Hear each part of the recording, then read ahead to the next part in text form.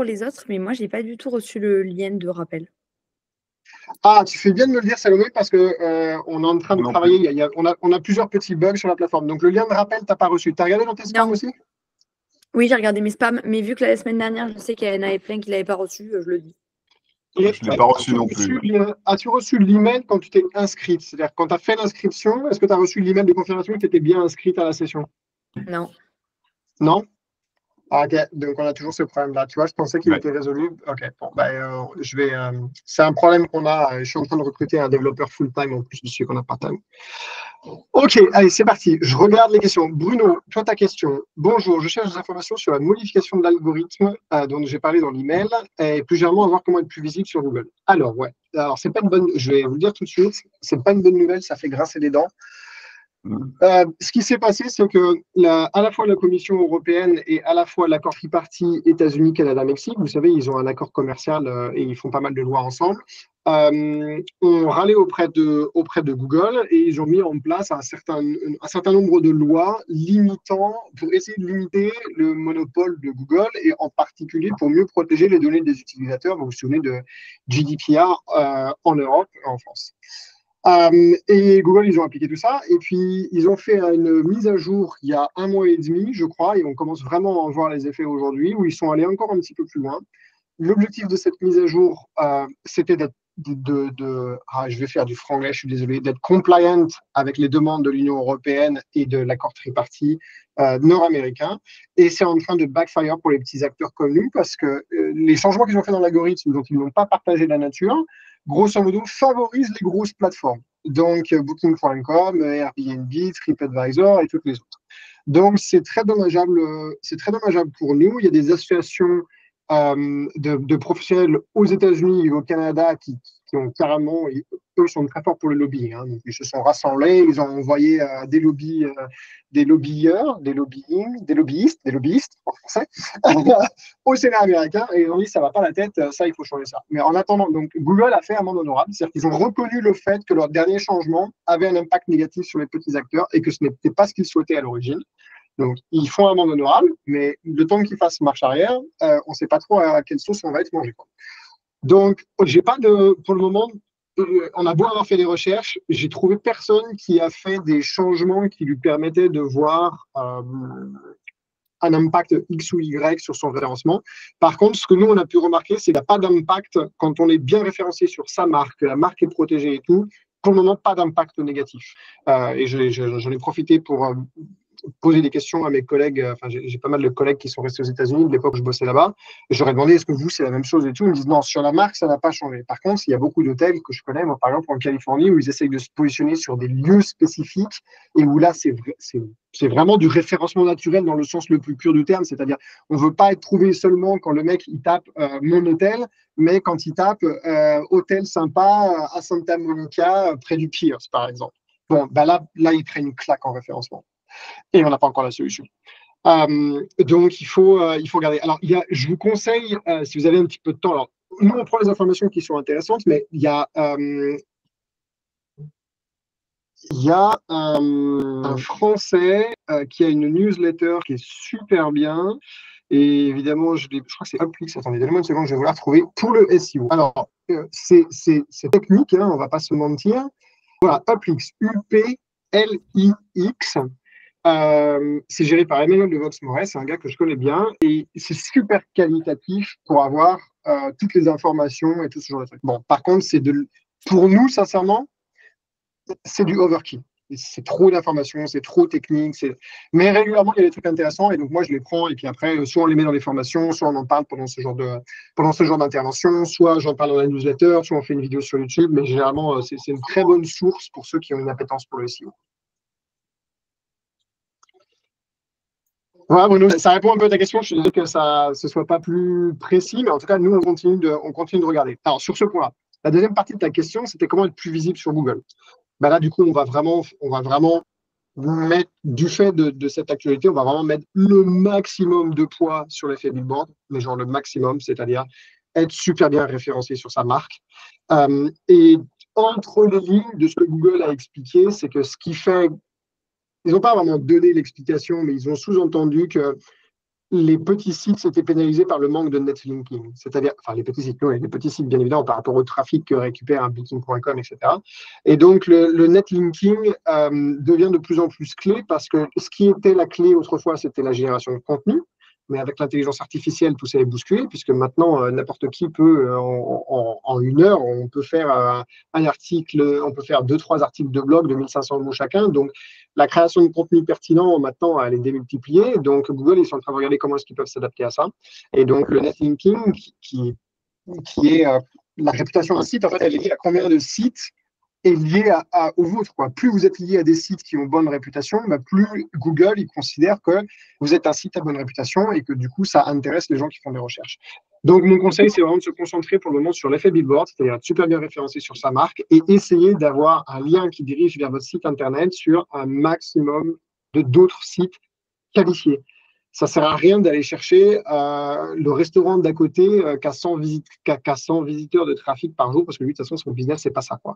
Donc, il faut aller chercher les offices de tourisme, il faut aller chercher les blogueurs, il faut aller chercher éventuellement les collègues qui sont pas des concurrents directs et qui ont du trafic parce qu'ils sont à l'endroit où c'est suffisamment intéressant pour ça. Évidemment, tout ce qui est journaliste, tout ce qui est presse en ligne. De toute façon, maintenant, la presse, elle est à la faute. Pour les quelques résistants qui font encore du papier, de toute façon, ils ont une édition en ligne, quoi. Donc, c'est sûr que même dans la presse locale, hein, je ne sais pas quel est le canard du coin pour toi, Bruno, mais nous, par exemple, on a Ouest France, on a ce genre de choses. Nous, on a réussi à avoir des articles. Bah, on voit dans Google Analytics que ça nous apporte du trafic. Généralement, c'est ponctuel. C'est-à-dire que c'est une phase parce que les articles, ils sont visibles et puis après, ils sont écrasés par d'autres articles, etc. Mais malgré tout, ils sont sur un nom de domaine qui est pour nous, tu vois, le site de Ouest France et Google, il sait qu'il y a un lien sur le site de Ouest France, qui est un site à très bonne réputation pour Google, qui envoie vers le site du Château de Marigné. Donc, ça, c'est un bon lien, c'est valide, c'est cool pour la réputation. Ok. Voilà. Actuellement, sincèrement, en organique, hein, en non payant, je me concentrerai vraiment là-dessus, quoi. Ok. Et on va pouvoir enchaîner du coup avec la question de Salomé, puisque ça concerne Google aussi. Tu te rappelles de tes questions, tu veux que je te les rappelle, Salomé? Non, c'est bon. Alors, juste, je prends le document. Hop.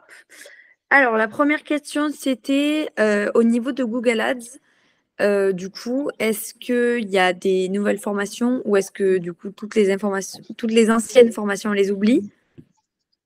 Non, au niveau de Google Ads, ça n'a pas beaucoup changé, pour être franc. On planifie enfin, c'est sur notre roadmap de contenu, publicité Facebook, de remettre tout ça à jour. Mais les boutons vont avoir changé de place par-ci, par-là, mais la logique est la même. Ils ont pas drastiquement changé. Donc oui, le look and feel et l'expérience, il faut peut-être parfois rechercher par rapport à la formation, parce que c'est vrai qu'au dodo, la dernière fois que je l'ai mise à jour, c'était peut-être il y a 1 an et demi. Mais globalement, c'est exactement la même logique et la même stratégie. Ça n'a pas, à ce niveau-là, ça n'a pas changé. Ok. Ah, elle a cliqué sur le mauvais bouton. Et pourtant, elle est de la génération qui est née avec un téléphone portable dans la main. Donc, elle devrait savoir utiliser la technologie, Salomé. Alors, tu as cliqué sur le mauvais bouton? J'ai fait une mauvaise manip. On C'est s'en est bon. douté. Je suis là. Alors, du coup, au niveau de Google Hotel, on a nos tarifs qui disparaissent souvent. Et en fait, il n'y a que 2 sites qui apparaissent. Donc, souvent, c'est gîte.fr et un autre. Mais on n'a pas notre tarif de notre. Enfin, qui marque l'écran de la cité. Ouais. Et souvent, aussi, sur des dates disponibles, c'est impossible de voir les prix comme si elles étaient indisponibles. Par exemple, en mars, on peut louer pour 2 nuits minimum et ils affichent rien sur 2 nuits. Ils forcent pour afficher sur 3 nuits, alors que sur Amenity, c'est programme 2. Alors, c'est un peu. Bon, beaucoup de personnes se plaignent de l'opacité de Google Hotel. Alors, le fait que tu le vois ou tu le vois pas, on a tout essayé, personne ne le sait. Enfin, c'est un petit peu au petit bonheur la chance, quoi. C'est-à-dire que parfois oui, parfois non, et il n'y a pas de règles, il n'y a pas de bouton, il n'y a pas de réglage, il n'y a rien. Donc, c'est l'algorithme de Google qui décide si oui ou non il va te montrer. Et il faut se rappeler que Google, il gagne de l'argent s'il arrive à montrer le résultat le plus pertinent possible pour les gens qui font la recherche. Là, c'est complètement opaque. On n'a jamais trouvé la solution. Pour ce qui est des tarifs qui visibles ou pas visibles, normalement, donc ce qu'il faut vérifier, c'est que tout soit bien réglé dans le Channel Manager, mais tu as l'air de me dire que c'est bien réglé. Donc, tu es en quoi? Tu es en 3 nuits minimum dans le Channel Manager? Sur mars, 2. sur Mars, tu es en 2 et tu me dis Google Hotel, il voudrait que tu sois en 3. Ben oui, lui, il affiche que pour 3 nuits minimum. En fait, si je fais un séjour, par exemple, si je veux faire un séjour de 2 nuits, il va dire que c'est pas possible. Alors que sur D'accord. Amenities, on l'a programmé pour 2 nuits. Et par contre, si je change les dates pour faire un séjour de 3 nuits, par exemple, aux mêmes dates, il va me Il dire te que c'est donne de la possible. dispo. D'accord. Ouais. Est-ce que tu as, dans la manière dont tu as créé tes tarifs dans le Channel Manager, est-ce que tu as un tarif maître dont découlent d'autres tarifs? Tu vois ce que je veux dire? Est-ce que tu as un plan tarifaire source et tu vois, à partir de ce plan tarifaire, tu as fait bah, hop, il y a un autre plan tarifaire, il est plus ou moins 10% et le nombre de nuits minimum change. Est-ce que tu as des dérivatifs sur tes tarifs ou pas? Non, je crois pas. Ok, vérifie ça parce que ce qu'il faut vérifier, c'est dans le Channel Manager, quand tu crées des plans tarifaires, il faut vérifier, il faut être certain de ce que tu envoies et de ce qui est ouvert. Donc, 99% des cas, l'erreur, elle n'est pas technique et c'est pas la machine, c'est l'être humain qui a réglé la machine, qui a merdé quelque part, mais qui s'en est pas rendu compte. Vraiment. Hein. Donc, je revérifierai bien tous les réglages des tarifs. Est-ce que j'ai pas des tarifs qui découlent parce que ça se trouve, le Channel Manager, vous lui avez donné l'ordre d'envoyer un tarif qui est sur 3 nuits minimum, que vous avez oublié, qui a été activé, qui est dérivatif du tarif initial, qui est ton tarif RAC sur lequel tu as créé tes tarifs à l'origine. Ok.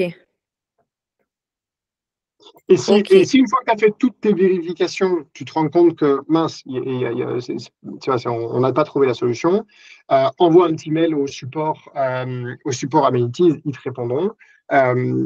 Et en voyant voir s'ils ont une solution, parce que, encore une fois, Google Hotel, Ouais, compliqué. parfois, il y a des trucs. Et puis, c'est un peu le problème, c'est que le Channel Manager, tu es entre les deux. Donc, il faut concilier sur le fait qu'il y a une certaine opacité du côté de Google Hotel et de l'autre côté que il faut que le système fonctionne. Quoi. Ok. Alors, après, j'avais 2 questions. Ouais, Si notre marque, elle est déposée à l'INPI, est-ce que si on oui, la fait enregistrer auprès de Google, oui. ça va faire disparaître les autres sites du comparateur de prix de Google Hotel? Ah, excellente question. Oui. Donc, alors non, pas du comparateur de Google Hotel, sauf s'ils ont payé pour y être. Donc, attention, ça, c'est une bonne nuance. Donc, Bruno, tu déposes ta marque à l'INPI, tu la soumets à Google pour prouver à Google que tu en es propriétaire. À partir de ce moment-là, Google ne peut plus autoriser d'autres marques, donc d'autres entreprises que toi, d'investir en ads sur ce nom de marque. Mais attention, dans Google Hotel, ils n'investissent pas. Alors, tu peux pousser de la ad sur Google Hotel. Je crois d'ailleurs que c'est fini, d'ailleurs, ça, je crois. Arrête la musique. Ok, pardon. Oh, t'inquiète, on n'entendait pas. C'est fini depuis 1 mois, je crois. Tu peux plus pousser de ads sur Google Hotel. Ils ont fait une dernière mise à jour. Je me souviens plus, mais j'avais partagé ça. Donc ça, de toute façon, c'est fini. Donc sur Google Hotel, tu vas avoir tes concurrents. Et là, c'est juste l'algorithme de Google qui va décider qui arrive en premier par rapport. Alors, on peut imaginer ce qu'il y a dans leur algorithme, hein.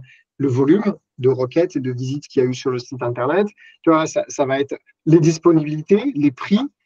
Google, de toute façon, il veut faire de l'argent, il fait de l'argent sur le clic. Donc, et sur s'il arrive à mettre en relation, encore une fois, la requête qui est demandée avec la réponse qui correspond. Donc, on peut quand même imaginer derrière ce qu'il y a dans l'algorithme. Donc, c'est sûr que si tu n'as pas beaucoup de disponibilité pendant la période de recherche que le voyageur a mis, tu vas sans doute être moins haut dans les résultats que l'autre qui lui est vide, par exemple.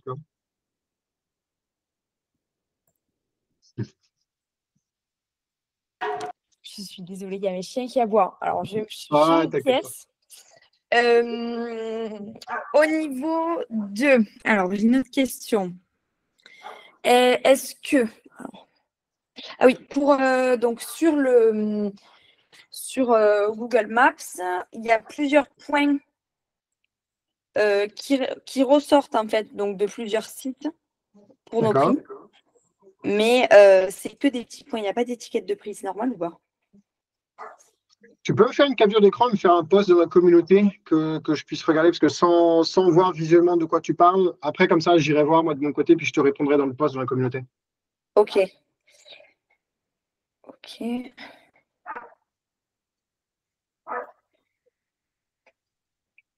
Alors, ensuite, putain, j'en ai plein. Alors, ensuite, du coup, oui, alors ça, c'était le truc de la semaine dernière. dont j'ai reparlé aujourd'hui avec Cédric, du coup. Amenities nous a demandé de nous inscrire dans une catégorie hôtel pour avoir le comparateur de prix. Est-ce que Ouais. c'est judicieux ou est-ce que ça peut nous pénaliser par rapport à ce que pensent les consommateurs? C'est une excellente question. Alors, c'est une excellente question. Je n'ai pas la réponse, mais je sais comment tu peux l'obtenir. Je fais de la politique. Ok. Super fort, je pense. Je ne sais pas de quoi je parle, mais je vais vous en parler quand même. Non. Alors, si, c'est très simple en fait. Quand tu fais ce genre de test, il faut que tu le fasses sur une durée limitée, c'est-à-dire que tu te donnes par exemple 2 ou 3 mois pour voir les résultats et faire l'analyse. Et si possible, tu te mets des critères qui sont très objectifs pour voir si c'est mieux ou pas. Parce qu'il est fort possible que ça te donne plus de visibilité, mais il est fort possible aussi que l'intention qui est de chercher un hôtel, puisque c'est pour ça que Google Hotel existe, soit déçue par le fait de trouver un gîte. Mais il est aussi fort possible que les gens découvrent ton produit grâce à ça et au lieu d'aller dans un hôtel, décident que tiens, les prochaines vacances, je vais aller dans ce gîte. Donc, je n'ai pas la réponse de si c'est mieux ou moins bien. Ce qu'il faut, c'est faire un test et regarder les résultats à la fin pour voir si ça vous a apporté plus de trafic, plus de conversions sur le site Internet. Et si possible, donc dans Google Analytics et dans Search Console, tu peux voir l'origine du trafic qui vient sur ton site Internet. Donc, essaye de traquer l'endroit où tu peux vérifier le trafic qui vient de Google Hotel. Et si tu te rends compte dans 2 ou 3 mois que tu en as beaucoup plus qui vient de Google Hotel, ça veut dire que, évidemment, et que tu as eu un taux de conversion qui a augmenté ou qui a été constant, ben dans ce cas, ça veut dire que oui, c'était une bonne chose à faire. Si au contraire, tu te rends compte que tu as eu beaucoup plus de trafic, certes, mais une fois qu'ils sont arrivés sur ton site, en fait, ils en sont repartis, ton taux de rebond a augmenté. Ton taux de rebond, c'est les gens, ils arrivent sur ton site Internet, puis ils en repartent aussitôt. Et ben dans ce cas, ça veut dire que la stratégie est mauvaise. Donc, c'est comme ça que je mesurerais, je pense. Ok.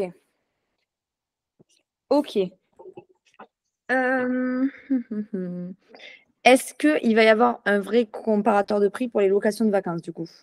Ou c'est pas Ils en prévu? parlent. Google en a parlé plusieurs fois.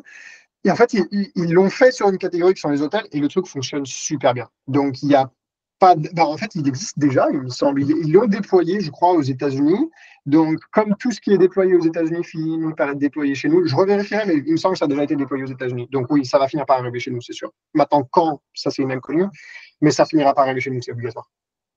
Ok. Et là, à ce moment-là, il faudra choisir, par contre.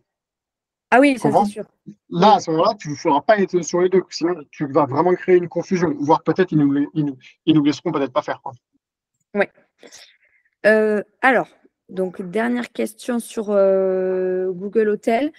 Les promos qu'on fait sur Amenities, elles apparaissent pas. Donc souvent, on se retrouve plus cher que les autres sites qui proposent notre gîte.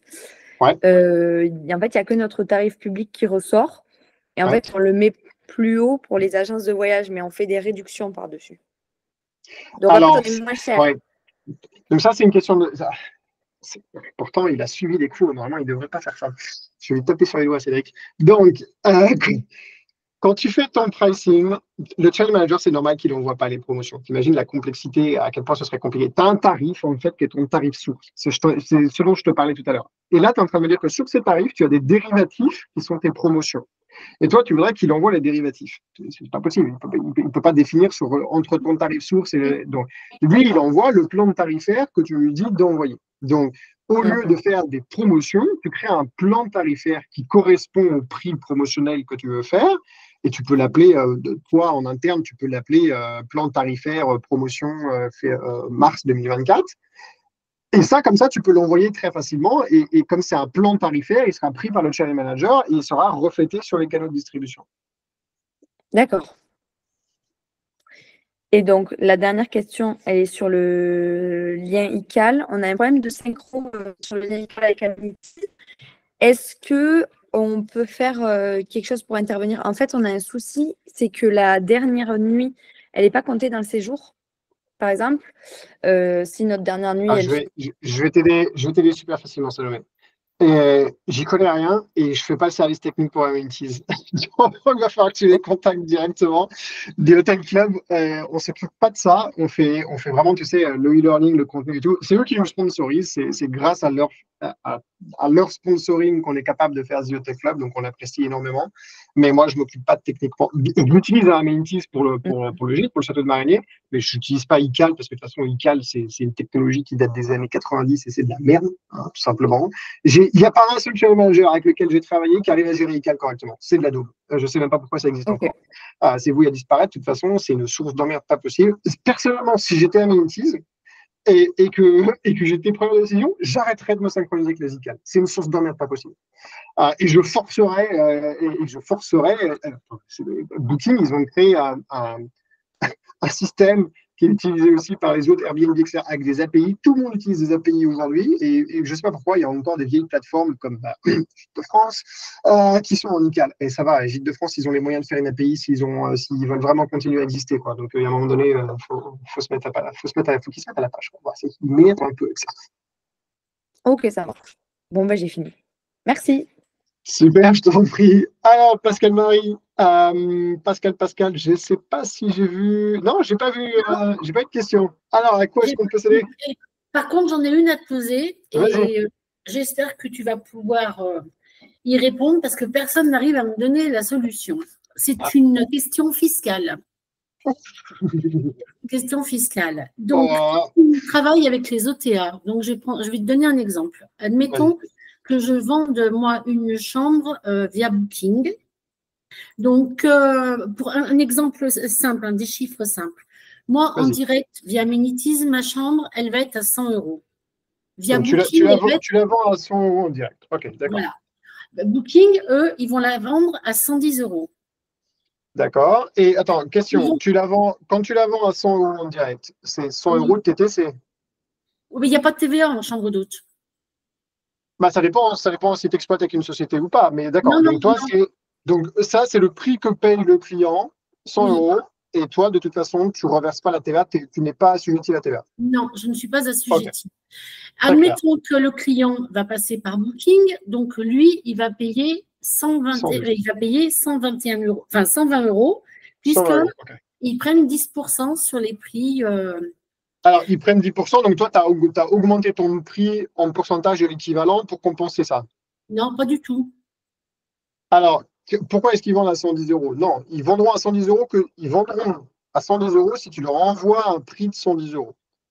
Donc, aujourd'hui, si toi, tu vends 100 € en direct et que c'est ce prix-là que tu envoies à Booking.com, sur Booking.com, ils vendent à 100 € et toi, tu reçois de Booking.com les 100 € déduits de la commission.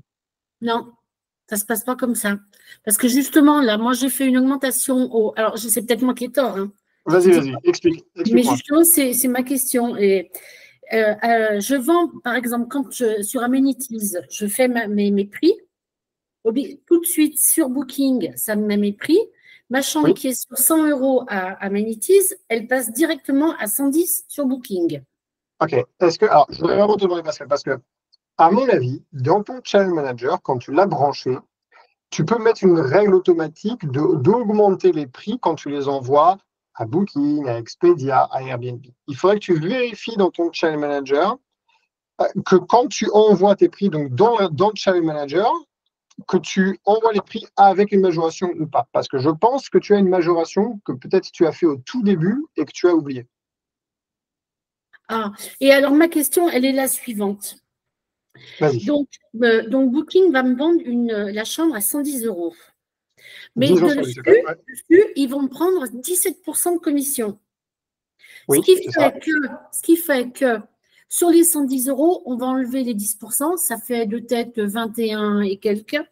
Ce qui fait que ça me revient à, allez, admettons, contrôle, 92 €. Quand je fais ma déclaration auprès de l'URSSAF, quel chiffre je donne pour Booking? 92 €, c'est ton revenu. Eh bien, tout le monde me dit que non. Ah, attends, Bruno, tu peux te remettre en… T'as le micro qui est… Oui. Pour moi, alors, parce que là, pour le moment, on a démarré en nom propre, mais on va créer une auto-entreprise pour démarrer. Je suis en auto-entreprise. Hein? Je suis en auto-entreprise. Ah ben, en auto-entreprise, pour moi, comme on a le calcul, en fait, c'est une déclaration de CA avec un abattement forfaitaire pour les charges. En fait, les commissions de Booking, etc., c'est des charges, en fait, pour moi. Sont comptées dans les charges, ok. Voilà, donc en fait, ce qu'on déclare, c'est le chiffre d'affaires Booking. Donc dans ce cas-là, 110 € si j'ai bien compris. Et effectivement, c'est pénalisant, c'est qu'on ne touche pas 110 €, effectivement, mais c'est une charge. Et en fait, c'est pris en compte fiscalement par l'abattement de 71% là, du chiffre d'affaires. Bah, tu vois, j'aurais fait l'erreur, moi. Alors, donc, Et, vous déclarez quoi quand vous faites votre déclaration? Bah, les 110 je €. vais déclarer 110 € du coup. Voilà. Voilà, c'est ça. 110 €. Parce que c'est une franchise de charge, en fait, les 71%. Si on était au réel, je pense qu'une société qui est au réel, Ah bah moi, c'est le du cas, coup, oui, c'est sûr. on pourrait le prendre en compte en tant que charge. Voilà. Et quel est, Mais quel pas est en le pourcentage auto-entreprise. d'abattement? Le forfait d'abattement qui vous donne en auto-entreprise est de combien? 71%. Oui. 71. Ah ouais, bah ça va. Ah, Non, t'es c'est pas gagnant. mal. T'es gagnante, non, hein, jusqu'à. Pascal. Et puis, alors, une autre chose qui peut peut-être servir à d'autres. Moi, je viens d'avoir une chance inouïe, c'est de tomber sur quelqu'un de l'URSSAF extraordinaire. Et depuis que je faisais mes déclarations à l'URSSAF trimestrielles, je faisais une erreur. C'est-à-dire que quand je déclarais mes chiffres d'affaires, je les mettais en BNC. Donc, j'étais taxée à 21,2%. Alors, bénéfice non commercial. Ouais. c'est vente de marchandises et on est à 13%. Donc, c'est cool, ils vont te faire un crédit du coup. Ils me font un crédit sur 3 ans. Yes, c'est Noël ça. Ça fait combien de temps que tu déclares ça de la mauvaise manière? 6 ans. Il faut combien de crédits du coup? C'est pas discret. C'est cool, Ouais. t'as épargné sans le savoir. Disons que ce qui s'est passé, c'est que les 3 premières années, j'avais eu la Primacre, donc là, ça allait et tout. Ouais. Mais bon, j'ai quand même, moi, des gros chiffres et que je suis tombée sur cette personne. Puis alors, moi, j'y allais, mais alors, la tête dans le guidon, hein, à faire mes déclarations, BNC. Et puis, c'est quand j'ai eu cette dame et tout, qu'elle m'a dit, vous êtes à 13. Je lui ai dit, bah non, je suis à 21,2. Et elle a regardé, et elle a repris mon dossier en main et tout. Et donc, ils vont me faire une remise sur les 3 ans. Top. Mais je suppose que je ne dois pas être la seule personne à faire cette erreur. Je pense qu'il y en a qui vont regarder le replay et qui vont se poser de sérieuses questions sur leur déclaration sur ça. Je pense qu'ils vont voir la vidéo. Si je peux aider quelqu'un, parce que bon, moi là-dessus, je te dis, ça fait une somme colossale. Hein. Ouais, tu m'étonnes. Ça fait une somme colossale. Est-ce qu'il y a une autre... Ouais, vas-y, Bruno. Oui, alors c'est lié à ça, mais c'est une question pour l'auto-entreprise, c'est que moi, je n'arrive pas à trouver la réponse. Par contre, sur la déclaration de chiffre d'affaires, est-ce que la déclaration de chiffre d'affaires, c'est les mouvements de trésorerie qu'on a? C'est-à-dire, par exemple, là, j'ai des acomptes pour des réservations en juin, mais les personnes peuvent annuler. Est-ce que je déclare ça mensuellement ou par trimestre? Ou est-ce que c'est les réservations effectives? Bah moi, c'est effectif parce que, par exemple, j'ai des grosses réservations, je prends des chèques d'acompte, mais je n'encaisse absolument rien. Je mets les chèques parce que pour le Covid, ça a tellement été des comptes d'apothicaire et que je te rembourse. Et puis, je n'aime pas avoir une trésorerie que je n'ai pas gagnée, entre parenthèses. Ça, je suis pareil que toi. Ça, c'est clair. Donc, pour cette raison. Donc, aux gens, je leur dis bien, vous m'envoyez un chèque d'acompte, là, je vous ferme mes chambres, mais je ne vous les encaisse pas. C'est marrant, toi tu fais ça. Moi, je leur demande un virement et ils me font des virements. Le chèque, moi, moi, ils me font. Oui, mais le virement, c'est pareil, tu l'as sur ton compte alors que tu n'as pas travaillé. Oui, mais ce que je fais, c'est que j'ai un. Alors, c'est dépend avec la banque du compte, mais par exemple, avec Conto, qui est une banque en ligne qui est bien foutue, tu vois. Tu peux avoir plusieurs comptes en fait. Et donc moi j'ai les comptes où tu as la trésorerie pure et dure, celle que j'ai, et puis après j'ai les comptes d'attente. Donc par exemple tout ce qui est art, ils peuvent annuler, on peut les rembourser, etc. J'y touche pas. Il y a un compte qui est dédié, il y a un tiroir entre guillemets qui est dédié à ça. Et au moins comme ça, moi mon cash flow il est nickel. Je sais à l'euro près le cash flow. Sur le compte, j'ai le compte principal, puis il y a des sous-comptes. J'ai un compte, c'est la trésorerie. Et la trésorerie, c'est à l'euro près, à l'instant près. C'est ce que j'ai en trésorerie disponible. Puis après, j'ai tout ce qui est provisionné pour payer tonton Macron et toute la clique. Hein, et puis, j'ai ce qui est provisionné. Et j'ai ça. Et puis, j'ai d'autres petits trucs comme ça. Tu vois, et comme ça, mes finances sont organisées comme ça pour être sûr que je n'ai pas d'emmerde. Parce que c'est sûr que si tu as tout dans le même sac, tu sais jamais où tu en es. Quoi. Voilà. Et Marc-Antoine, je reviens 2 petites minutes là pour mon histoire de Booking, que je comprenne bien les choses. Donc, tu me dis que si moi, via Amenity, j'ai une chambre à 100 €, via Booking, elle devrait être vendue à 100 aussi. Est-ce que sur ton ordinateur, là, tu as tu peux te connecter à Amenities et puis partager son écran et je te guide. Comme ça va peut-être intéresser tout le monde comme ça. Alors, tu sais que moi, je ne suis pas très, très douée. Hein. Ah, c'est d'accord, on le faisait souvent ensemble. Tu vas en bas de l'écran, tu as plusieurs icônes. Tu as le gros téléphone rouge pour raccrocher, il ne faut pas appuyer sur celui-là. Et un petit peu plus à gauche de ce bouton, tu as un bouton, une flèche dans un rectangle. Oui. Juste, voilà, clique là-dessus. Ça va te. Ouais. Après, tu cliques sur l'écran que tu veux partager ou sur la fenêtre que tu veux partager, tu cliques sur partager et on devrait pouvoir voir ton écran. Et au passage, je vais sur mon compte Amenities pour rechercher où c'est déjà parce que je t'avoue que ça fait un moment que je n'y ai pas mis les pieds. Et C'est pourquoi bon, t'as réussi? je peux pas partager? Pourquoi? T'as pas réussi à faire le partage? Euh, Bon, et c'est pas grave. Regarde, on va faire l'inverse. C'est moi qui vais partager. Bouge pas. D'accord. Hop, regarde. Je vais partager. Je vais faire. Hop, est-ce que je peux faire ça? Est-ce qu'il va. Non, il veut pas. Alors, attends. Comment est-ce que je vais faire ça? Il va falloir que je me connecte. Mais bon, de toute façon, c'est là. Quand tu iras, je ne peux pas partager, il y a des trucs de sécurité sur mon ordinateur de travail là. Quand tu iras dans ton compte Amenities, tu cliqueras sur Channel Manager.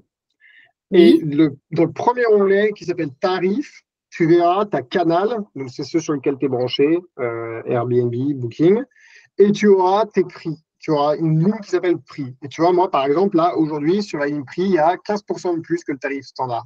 Parce que c'est par défaut, j'envoie 15% de plus que le tarif standard.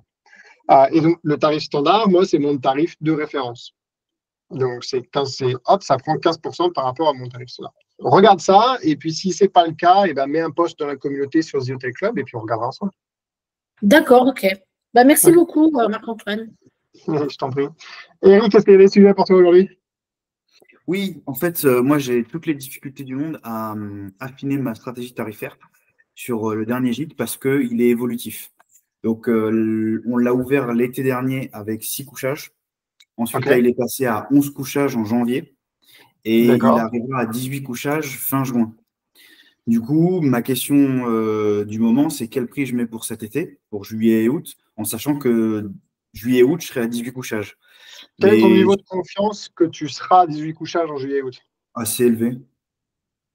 Assez élevé, je dirais 90% de confiance. Ok. Mais, Tu mais, peux mais à te partir du dire. 1er juillet, quoi, pas avant. Et si je modifie dès maintenant, en fait, sur mes annonces, la capacité à 18 couchages, il y a des gens qui vont réserver maintenant. Maintenant, avec le prix à 18 couchages. Ouais. Et je ne vais pas créer une nouvelle annonce alors que j'ai déjà pas, j'ai qu'une dizaine d'avis. Je Ouais. peux pas. Voilà. Non, parce qu'en plus, surtout que le temps est trop court. C'est-à-dire, tu me dirais, j'ai un an de travaux et tout, je dirais, OK, potentiellement, mais là, le temps est trop court. C'est que dans 3 mois, on y est, quoi. Mm. Dans 3 mois, on est en juin. Donc, à mon avis, c'est que tu n'as pas le choix. Fais ta grille tarifaire et dès que tu es prêt, tu changes tes tarifs. Ok, Sinon, le risque, c'est qu'en effet, là, aujourd'hui, tu vas être trop cher par rapport à ta capacité actuelle et donc, du coup, tu ne vas pas avoir de réservation pour actuellement.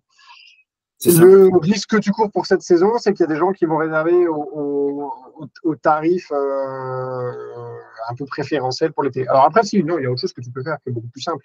Non, je suis bête. Fais les tarifs limités dans le temps. Tu fais dans ton PMS, c'est quoi, Eric? Tu utilises quoi? Tu utilises Amenities aussi? Non, j'utilise pas Métis. C'est un autre. Tu utilises C'est quoi? Best 24. Ok. Dans Bell 24, quelque part, tu dois avoir l'endroit où tu crées tes tarifs. Oui, tout à fait. Bon. Toi, tu sais exactement à quelle date ça va être prêt. Donc, ce que tu fais, c'est que tu fais un tarif de maintenant sur toute la période où tu es à 11 couchages. Et ça, c'est le tarif qui s'applique pour les réservations pendant cette période. Et puis Oui, oui. après, comme tu vas évoluer en capacité, hop, tout de suite après, tu enchaînes avec un tarif qui est un peu plus élevé, tout de suite après avec un tarif qui est un petit peu plus élevé. Et comme ça, tu structures dans le temps avec les différents tarifs. Et basta, c'est tout, comme ça, pour Oui, évoluer. Les gens qui réservent maintenant pour plus tard, ils auront le tarif qui sera applicable pour tes 18 couchages. ouais. Et la crainte que j'avais, c'est d'être, comme tu viens de le dire, en fait, trop cher aujourd'hui pour 11 couchages, Bien sûr. alors qu'en fait, les gens, ils auront 18 couchages. Ouais, bah là, ça te Et règle, de l'été, en fait. ça te règle le problème là. Ok. 18 couchages en gîte, sur combien d'unités? C'est-à-dire? C'est un seul gîte? Ouais. Tu sais que tu es limité à 15 couchages, hein? Oui, oui, je sais, oui. D'accord. Donc, fais gaffe que sur les plateformes en ligne, etc., mais pas 18 couchages, hein. Parce que maintenant, ils ont un report automatique. Airbnb, en tout cas, ils ont un rapport automatique. Ok. Donc, si tu mets 18 couchages, tu vas te faire cartonner à un moment donné, quoi. Ouais. Donc, il faut que officiellement tu sois à 15 couchages et que dans ta description, tu expliques que il y a 15, mais plus 3 parce que telle chambre peut être ouverte, etc.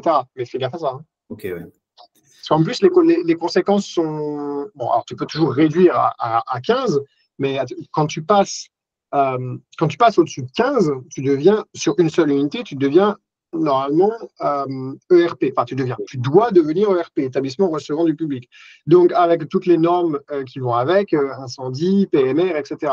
Vous avez suivi ce qui s'est passé avec le gîte qui a pris feu, je crois que c'était en Alsace. Oui. Oui, où il y avait beaucoup plus que la capacité réglementaire. Elle va en prison, hein, là, c'est même pas une amende, hein. Là, il y a eu des morts. Elle va en prison, hein, c'est Elle sûr. n'était même pas déclarée en mairie. Non, non, c'est une catastrophe, quoi. Donc là, faut pas. Joue pas avec ça. Et surtout que tu n'es jamais à l'abri qu'un mauvais concurrent s'en rende compte et se dise bah tiens, Eric, il marche un peu trop sur mes plates-bandes. Je vais faire une belle petite lettre à l'ancienne, là. Non, non, faut pas faire ça. Ok. Et puis, surtout que tu as une merde, les assurances ne te couvriront pas, hein. Ouais.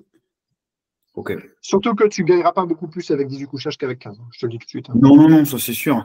Puis c'est pas l'objectif, c'est pas de faire un max de couchage pour faire un max de couchage. C'est d'avoir des belles prestations et déjà de bien les faire. Parfait. Ouais. Ok. Et après, du coup, la question sous-jacente, c'était, admettons, là j'ai défini mon nombre de couchages en fonction de la période. Comment est-ce que j'affine mes prix? Dans le sens où c'est la première année, donc j'ai pas le recul sur quand est-ce qu'il y a des fortes demandes. Là, je me suis rendu compte que je me suis complètement planté sur le premier trimestre. En fait, quand j'ai basculé en 11 couchages, donc j'ai mis des prix qui étaient relativement attractifs. Et en fait, en 2 semaines, j'ai Tout tous est mes pris. week-ends qui se sont remplis jusqu'à mai. Alors, il vaut mieux faire cette erreur-là sur ta première saison que l'erreur inverse. C'est comme ça, tu apprends. Alors, est-ce que tu as suivi la formation revenu management sur The Hotel Club? Oui. Ok, donc tu sais comment faire. Maintenant, Il faut que je repasse une piqûre de rappel, c'est sûr. je peux te guider, hein, mais grosso modo, tu as tout, quoi. Donc, c'est-à-dire que la première chose qu'on sait une première saison, tu regardes s'il y a des biens comparables dans la zone de chalandise et tu regardes comment ils sont positionnés en termes de prix, mais en termes de positionnement, d'image de marque, de perception de valeur et de qualité. Tu regardes, toi, comment tu es positionné en termes d'image de marque, de perception de valeur et de qualité, et tu définis par rapport à ce positionnement, est-ce que je veux être un challenger ou est-ce que je veux être un leader du marché? Voilà, ça, c'est ton positionnement.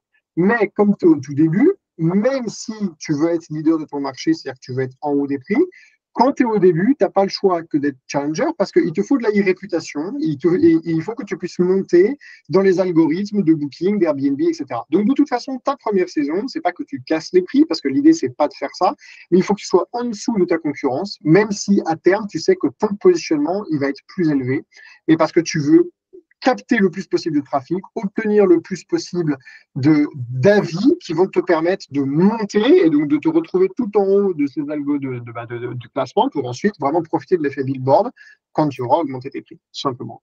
Ok. C'est assez classique. Et puis après, tu sais, c'est des paliers, c'est graduellement. Donc, tu vois, genre, la saison prochaine, tu sais que là, quand tu as mis tes prix pour 11, tout s'est vendu sur un mai. Donc, tu sais que la demande, elle arrive tôt dans la saison. Donc, tu vas augmenter par palier. Donc, dès que tu vas sentir que la demande, elle a vraiment, vraiment baissé, alors que l'année dernière, à cette même époque, les réservations tombaient comme des petits pains, c'est que tu es allé un petit peu trop, tu es monté d'un palier de trop. Sauf évidemment s'il y a eu un événement exogène, il y a encore des grèves, il y a encore je ne sais pas trop quoi et tout ça. Hors événement externe qui pourrait expliquer évidemment que les gens attendent pour réserver. Ok. Et là, du coup, je rejoins ce que tu disais avant. Depuis ça, en fait, il y a eu un trou d'air et il n'y a plus trop de résas qui tombent. Et là, je ne sais pas comment c'est pour Bruno, mais nous, là, pour le gîte, on a eu beaucoup de réservations au début d'année. Vraiment, genre janvier, c'était la fête, je ne sais pas ce qui s'est passé, les mecs, ils ont tous eu des chèques à Noël et sont dit c'est parti. Et février, quelques réservations par-ci, par-là. Et là, on va voir ce que là, ça recommence doucement à tomber. Mais c'est marrant, pas mal de gens qui ont, je sais pas. Ouais. Après, c'est la première saison complète qu'on fait avec cette unité-là. Et c'est une unité qui est un petit peu particulière. C'est un château entier. Ils ont tout l'ensemble, ils ont tout le domaine avec tous les extérieurs, etc. Donc, c'est pas un produit qui est facile à vendre. C'est vraiment pour des niches bien particulières.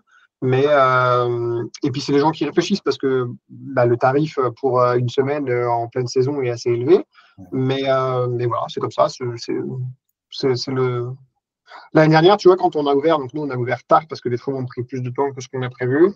On a eu énormément de dernière minute pour l'été. On a rempli l'été avec que les gens de dernière minute pour ce genre de produit. Moi, je ne m'y attendais pas, sincèrement. Et les gens, tu vois, dernière minute, des Américains, par exemple, des Américains qui viennent en France pour venir dans la vallée de la Loire et qui réservent en dernière minute. Dernière minute, pour moi, c'est un mois à l'avance, c'est de la dernière minute pour un bien de ce style-là. Ils m'ont réservé 3 semaines en plein mois d'août à la dernière minute. Quoi. Enfin, genre 3 semaines avant de venir. Quoi. J'étais sur le cul. Ouais. Ils ont négocié, j'adore les Américains pour ça. Donc, ils ont réservé en direct, mais ils ont négocié. Au début, ils ont appelé, j'ai hésité, Penthouse qui donne sur Central Park à New York. Bon, ouais, venez, on fait un échange et tout. Je dis, attends, moi j'ai des travaux à amortir. Il est cool ton appart, mais moi je c'est de la monnaie, ce genre, t'es très méchant. Mais j'avoue, l'appart était incroyable. Et ils avaient une baraque, et ils ont une baraque en Afrique du Sud sur la plage et tout. Ils m'ont dit, si l'année prochaine on revient, est-ce qu'on peut faire un échange de baraque? Je dis, ok, ça peut éventuellement se négocier. Tu m'étonnes. C'est marrant. Cool, on a répondu à toutes les questions. Il y a d'autres sujets qui vous intéressent aujourd'hui? Non, on a fait le tour? Non. Moi, j'ai deux. Parce que alors, j'ai pas encore eu le temps de faire toutes les formations, justement, les vidéos. Et j'avais une question sur. Je ne savais pas s'il y avait une vidéo déjà sur l'utilisation de Google Analytics. Quelque chose, parce que c'est. Pas depuis la dernière mise à jour de Google Analytics. Je vais me le mettre pour la roadmap. C'est vrai que je ne maîtrise pas du tout ça, du coup, je n'utilise pas du tout. Et donc, okay. Google Analytics et Search Console, en plus, c'est pas compliqué, franchement. Mais ok, je vais mettre ça sur la roadmap. Voilà. J'avais une deuxième question sur les seuils d'avis. Alors, j'ai entendu des choses sur des seuils d'avis qui ferait qu'à partir d'un certain nombre d'avis, on a le référencement justement sur Google il y a vraiment des paliers. Est-ce que tu as entendu parler de ça ou pas? Alors, j'ai entendu plusieurs choses différentes. Le 9-10 avis étant un premier palier qui a l'air de se vérifier. Et il y a une raison statistique pour ça, et Google, ils connaissent très bien la statistique, c'est que les voyageurs, pour réserver, ils consomment en moyenne 9 avis.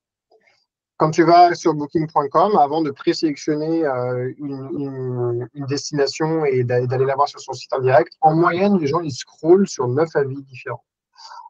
Et donc, sans en être certain, je suspecte que sur les avis Google, ça ait un impact, quoi. Après, de ce que je sais, et ça pour le coup c'est sûr, parce que je me le suis fait expliquer par quelqu'un qui travaille chez Booking.com, c'est que leur algorithme, lui, il ne prend pas tellement en considération le volume, mais plutôt la régularité des avis et le niveau des avis. Donc sur Booking.com, évidemment, la note est un critère, mais ce qui a l'air de peser le plus dans leur algorithme par rapport aux avis, c'est la régularité. C'est-à-dire, OK, sur X réservations, quel est le pourcentage qu'il a capté en avis? Parce qu'ils estiment que beaucoup de gens ne laissent pas d'avis quand il n'y a pas eu de waouh et il n'y a pas eu de merde. Tu vois, c'est genre, OK, c'est insipide, entre guillemets, tu vois. Et donc, les gens qui laissent des avis, c'est parce que vraiment, il y a eu un effet waouh. Et donc, c'est ça qu'ils cherchent, eux. Ils veulent les propriétés qui donnent l'effet waouh parce que, évidemment, c'est ça qu'ils ont. D'accord. Voilà. OK. Mais si je peux me permettre, quelqu'un qui vient sur les OTA, par exemple via Booking, s'il met un commentaire, obligatoirement, il est venu par Booking. Tandis que sur Google, n'importe qui peut te mettre un commentaire alors qu'il n'est pas venu. Absolument. Donc, c'est un problème. Et ils en ont parlé l'autre jour, justement, au journal télévisé. C'est qu'il y a des gens qui se font un malin plaisir à aller démonter quelqu'un, alors qu'ils ne sont jamais venus dans l'établissement ou dans un restaurant. Puisque maintenant, il paraît que ça se fait même dans tous les magasins, des avis sur Google. Tu peux aller chez l'épicier, chez le poissonnier, quoi que ce soit. Et il y a des gens, justement, qui se font démonter parce qu'il y a des gens, c'est leur plaisir d'aller mettre des insanités alors qu'ils ne sont jamais venus. Donc, Bah oui, ou c'est des gens qui sont pas contents parce qu'ils voulaient se faire rembourser un truc, machin que ça. Alors, l'avantage quand même, c'est qu'on a un droit de réponse.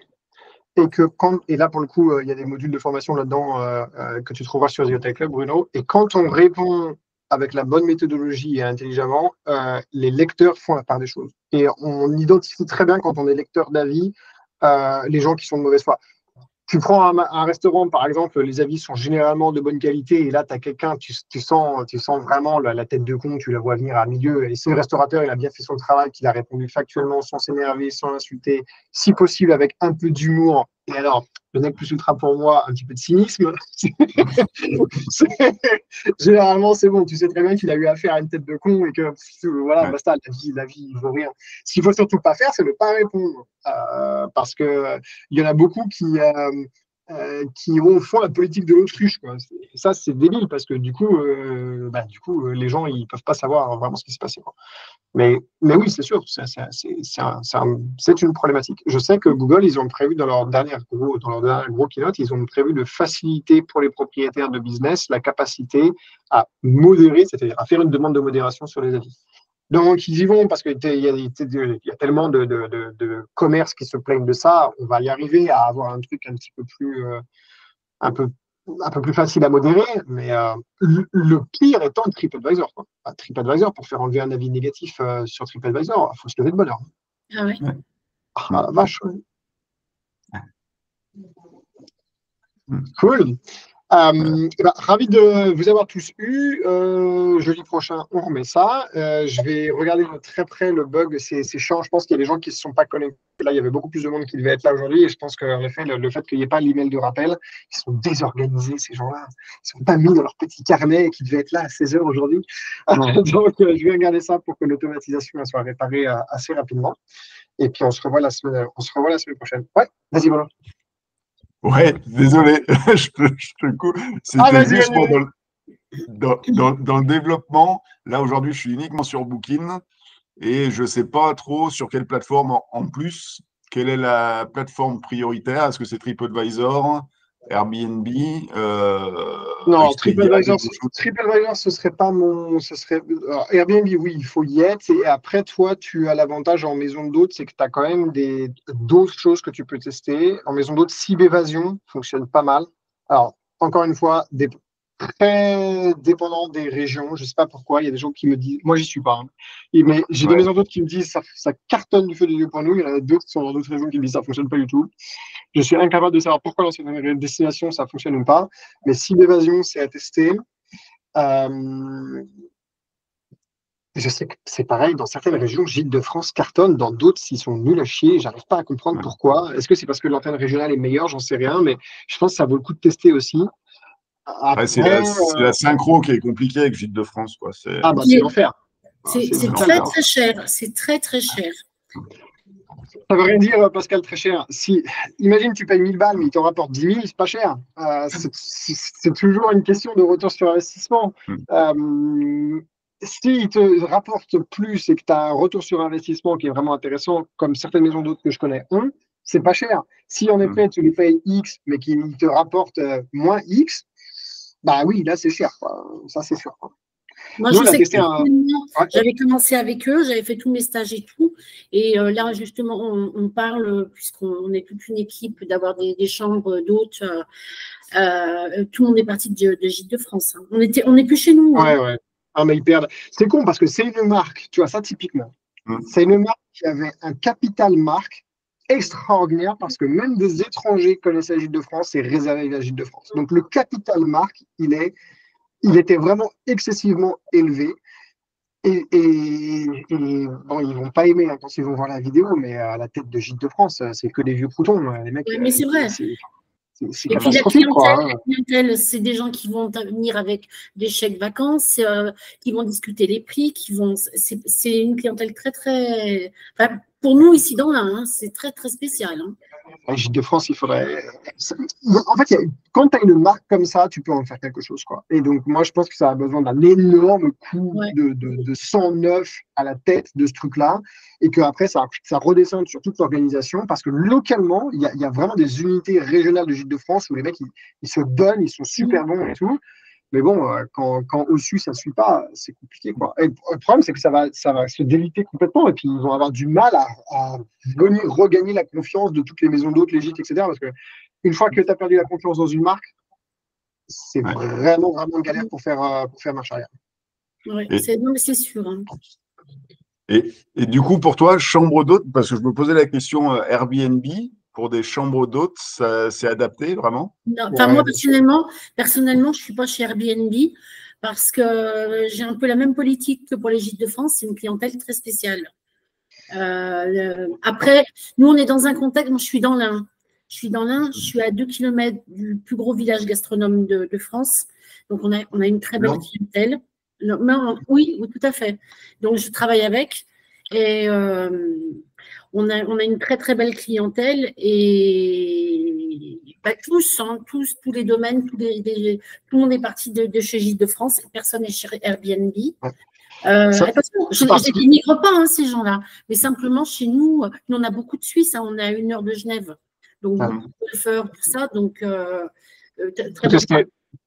Faut tester. Moi, je pense que ça vaut le coup. Nous, par exemple, tu vois, sur le gîte, Airbnb, ça fonctionne très, très bien, quoi. Ah Et oui.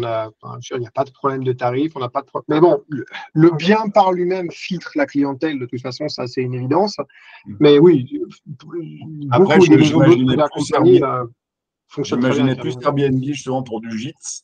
Pour moi, quand je fais une recherche, plus pour du gîte et Booking, effectivement, plus pour de la chambre, justement. Ouais, C'est pour mais ça que... pourtant, ça fonctionne très bien. Parce que tu D'accord. peux filtrer par chambre. Mais de toute façon, il faut regarder. Fais un post dans la communauté sur SD Hotel Club et demande OK, les maisons d'hôtes, qu'est-ce que vous utilisez? Puis on va voir un petit peu ce que les gens répondent. Ouais. Et c'est comme là, on s'était renseigné à plusieurs pour aller chez Clé Vacances, mais c'est pareil, c'est hors de prix.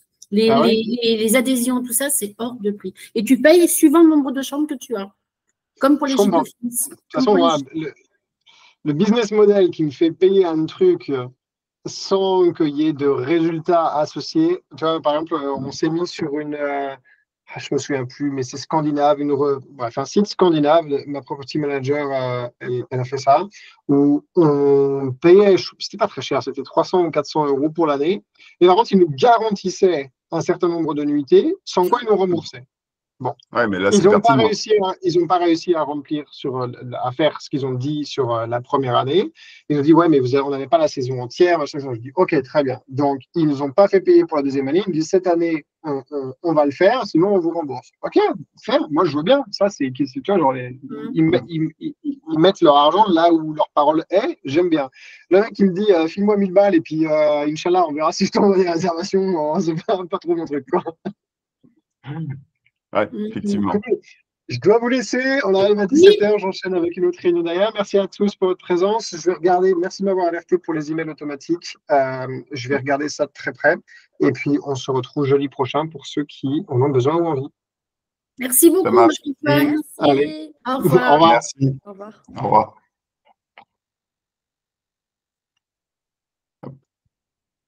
Bon, bah, du coup, on n'est pas très loin. Oui. Moi, je suis à côté de Villefranche. On est à côté de Villefranche. Nous. Ah, d'accord. Bah, nous, on est sur Venat. Sur On a Venat. 2 D'accord. kilomètres de Venat. D'accord. Donc, effectivement, là, il doit y avoir pas mal de passages là. Et c'est une création? Oui, nous, c'est une création. C'était une vieille maison qu'on a rénovée et on avait ce projet-là avec ma femme depuis très, très longtemps. Et puis, ça s'appelle la Maison de Pagneux chez nous. D'accord. Mais c'est gîte ou chambre d'hôte? C'est chambre d'hôte.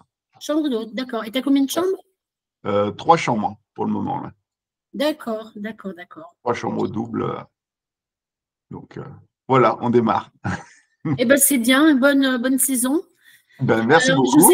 je sais pas toi, mais bon, on a fait un bon mois de février parce qu'il y a les vacances. Mois de mars, Ouais. c'est très calme. Très calme. Et puis là, Alors, nous, alors on n'a pas beaucoup communiqué là, cette période-là. Donc, nous, c'est vraiment très calme. Là, tu vois, j'ai une personne dans une chambre cette semaine. Pour l'été, par contre, là, cette semaine, là, c'était calme en réservation. Et là, cette semaine, par contre, j'ai eu plein de réservations pour l'été, donc, bon, à voir. Je ne sais pas, nous, comme c'est la première saison, on a démarré réellement, quoi, on a eu le site Amenities en novembre. ah oui, c'est vraiment récent. Donc, c'est tout neuf, quoi. Donc, on n'a pas encore, capitalisé. On n'a pas reçu encore énormément de monde. Donc, c'est Vous tout avez neuf. fait des flyers?